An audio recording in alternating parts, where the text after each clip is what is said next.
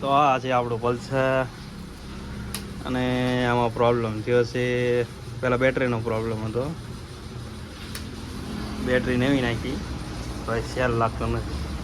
પછી આ કટઆઉટ નાખ્યું નવું, આ કટઆઉટ નવું નાખ્યું બજાજનું ઓરિજિનલ, તો સેલ લાગતો નથી. એટલે હવે આપણા સેલ ખોલવાનો છે આનો, પછી જોયું શું પ્રોબ્લેમ થાય. બેટરી નવી નાખી એક સાઈડની હતી જ નાખી કંપનીની, બજાજમાંથી જે લીધી આવી હતું, બાઇક લીધું તારે જે આવી હતી બેટરી, એ જ બેટરી છે આ. તો ભાઈ આપણું બાઇક જેવું ખોલી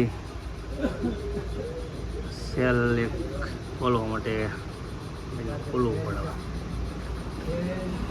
ઇન્જિન ઓઇલ તો આ છે આપણું પલ્સર 125. આમાં બેટરી નવી નાખી, કટઆઉટ નવું નાખ્યું, સેલ સર્વિસ કરાવે તો સેલ લાગતો નથી.